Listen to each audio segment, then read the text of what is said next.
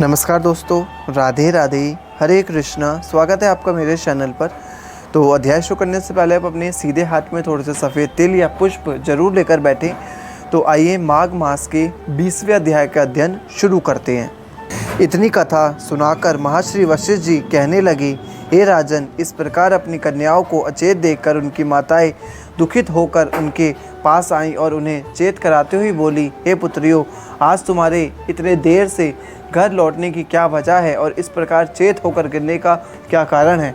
तब माताओं के वचन सुनकर पुत्रियां कहने लगीं, हे माताओं, आज हम सैर करने के लिए सरोवर चली गई थी। जब हम वहाँ गौरी पूजन करने लगीं तो बहुत सी किन्नर बालिकाएं भी वहाँ आ गईं और उसके बाद हमने मिलकर नाचना गाना शुरू किया। सो समय का ध्यान ना रहा और इसलिए देरी हो गई। हे माताएं, इस समय थकान के कारण हमें ज्वार सा हो रहा है, इसलिए कुछ खाने पीने की इच्छा नहीं है तथा शुक सारिकाओं से क्रीड़ा करना तो दूर रहा, किसी से कोई बातचीत करने की भी कष्ट में अनुभव सा हो रहा है, इसलिए हम सोने जा रहे हैं। हे राजन, पुत्रियों की ये बात सुन व उन्हें थकी जानकर माताएं वहाँ से चली गईं और वह विरह से व्याकुल हुई कन्याएं लंबी लंबी श्वास लेकर ऋषि कुमार का चिंतन करती हुई रात भर करवटें बदलती हुई सोती रहीं। हे राजन, इसके बाद जब भगवान भवन भास्कर ने पूर्व दिशा से अपना मुंह निकाला तो वह गंधर्व कन्याएं उठीं और हाथ मुंह धोकर वस्त्र आभूषण पहनकर गौरी पूजन का बहाना कर माताओं से आज्ञा लेकर सरोवर की ओर चल पड़ी। इसके बाद जब वह सरोवर पर पहुंची और पहले दिन की तरह स्नान किया और उसके बाद भगवती पार्वती की प्रतिमा बनाकर उसकी पूजा की और उसके बाद नित्य गान आरंभ किया, तो उस समय हे राजन, जब उन्होंने कोपिन धारण किए हुए उस सुंदरता की खान ऋषि कुमार को वहाँ स्नान करने को आते हुए देखा तो दौड़ती हुई उसके पास पहुंचकर उसके शरीर से लिपटकर इस प्रकार कहने लगी, हे ऋषि कुमार, कल तुम हमको छोड़कर चले गए थे, परंतु आज हमसे अलग होकर नहीं जा सकते।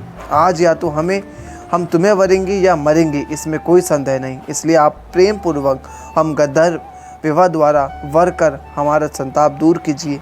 हे राजन, कन्याओं के ऐसे कह जाने पर उनसे घिरा हुआ ऋषि कुमार इस प्रकार कहने लगा, हे देवियों, आप जो कुछ कह रही हैं वह आपके समझ में उत्तम है, परंतु उसके अनुसार चलना मेरे लिए सर्वथा अनुचित है, क्योंकि एक तो इस समय में ब्रह्मचर्याश्रम में स्थित होकर गुरुकुल में वेद अध्ययन कर रहा हूँ और दूसरे विवाह जैसे कार्य में हमें अपने माता पिता और गुरुजनों की आज्ञा लेना भी परम आवश्यक है और गुरुजनों की आज्ञा लेना भी इतनी आवश्यक है जितनी माता पिता की भी है। तीसरे, हमें अभी तक एक दूसरों के कुलशील का भी ज्ञान नहीं है। अतः एवं तुम बताओ, ऐसी अवस्था में मैं तुम्हारे साथ गंधर्व विवाह कैसे कर सकता हूँ और किस प्रकार काम के वशीभूत होकर अपने आश्रम धर्म को तिलांजलि दे सकता हूँ। हे भोपाल, ऋषि के ये नीति और धर्म से परिपूर्ण वचन सुनकर भी काम से पीड़ित उन बालिकाओं ने इस प्रकार कहना शुरू किया, हे कुमार, आपका कहना नहीं उचित है, परंतु क्या तुमने नहीं पढ़ा कि धर्म से अर्थ, अर्थ से काम और काम से धर्म का फल उदय हुआ करता है। शास्त्रों में भी ऐसा लिखा गया है कि धर्म की अधिकता के कारण इस समय वही काम तुम्हारे लिए सम्मुख उपस्थित हो रहा है, अतः एवं विविध भोगों को सहित उसका भोग करना चाहिए, तभी यह भूमि तुम्हें स्वर्ग के समान प्रतीत हो रही है। अब रहा माता पिता की बिना आज्ञा के लिए गंधर्व किया जाए, गंधर्व विवाह करना, इसलिए तो उसका भी हमारे पास जवाब है, इसलिए परिग्रहण करने में आपको कोई आपत्ति नहीं करनी चाहिए। शास्त्रों का ये भी कथन है कि दिव्य औषधि, दिव्य रसायन निधि की सिद्धि ये जब भी प्राप्त हो उनको ग्रहण कर लेना चाहिए, अन्यथा सिवा पछताने के कुछ भी पल्ले नहीं पड़ा करता है। हे कुमार, ऐसी अनुराग करने वाली निर्मल कुल में उत्पन्न सुंदर और सुशील कन्याएं बड़े भाग्यशाली पुरुष को मिला करती हैं। हे राजन, उन कन्याओं के ये वचन सुनकर वह ऋषि कुमार कहने लगा, हे देवियों, आपका कहना किसी अंश तक ठीक हो सकता है और वह कामी पुरुष के लिए तो अत्यंत हितकारी भी हो सकता है, परंतु जो आदमी धर्म को अपना प्राण समझते हैं वह संसार का तमाम सुख मिलने पर भी अपने धर्म को नहीं छोड़ते हैं। इसलिए उसे तोड़कर मैं कुछ समय में आपसे विवाह नहीं कर सकता, और चाहे आप अपने माता पिता की वचनों की ओर ध्यान न दें, परंतु मैं अपने माता पिता और गुरुजनों की बिना आज्ञा के कदापि तुम्हें स्वीकार नहीं करूँगा, चाहे आप श्रेष्ठ कुल में उत्पन्न हुई खानी क्यों ना हो। अतः एवं इस समय तुम जाओ और मैं वेद अध्ययन समाप्त करके गृहस्थ आश्रम में प्रवेश करूँगा।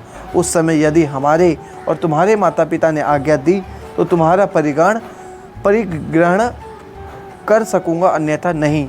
हे राजन, उस ब्रह्मचारी के ये वचन सुनकर वह एक दूसरों का अवलोकन करने लगे और उसके बाद प्रमोदिनी ने उसके चरण पकड़ लिए और सुशीला के सहित सुसवरा ने उसकी दोनों भुजाओं को पकड़ लिया और सुतरव ने उसके गले का आलिंगन करके कहा, अब आपको यहाँ से बिना परिग्रहण किए कदापि नहीं जाने दिया जाएगा। ऐसा कहकर उसे चारों तरफ से घेर लिया। हे राजन, यद्यपि यह सब कुछ मगर प्रलय काल की अग्नि की तरह उस ऋषि कुमार में किसी तरह का विकार उत्पन्न नहीं हुआ, बल्कि क्रोध में भरकर उन सबको झटका देकर अलग करते हुए, हे काम से उत्पन्न बालाओं, लाख बार समझाने पर भी तुमने धर्म और कुल का बिना ध्यान किए पिशाचिनियों की तरह लिपट कर तुम मुझसे वर्जोरी विवाह करना चाहती हो। इसलिए मैं तुम्हें श्राप देता हूँ कि तुम सब पिशाच योनि को प्राप्त हो जाओ। हे राजन, ऋषि कुमार के मुख से ऐसा भयंकर श्राप सुनकर वह कन्याएं भय से क्रोधित से पीड़ित होती हुई इस प्रकार कहने लगी, हे पापी, तूने ये क्या किया? हाय, प्रिय के बदले अप्रिय आचरण करने वाले तेरे धर्म ज्ञान को धिक्कार है। और हे अधर्मी, जो मनुष्य अपने अनुरागी भक्त और मित्राओं के प्रति दोह का आचरण करता है उसे तीनों लोक में भी सुख नहीं मिलता, ऐसा शास्त्रकरणों का कथन है। अतः हमारे शाप से तू भी पिशाच हो जा।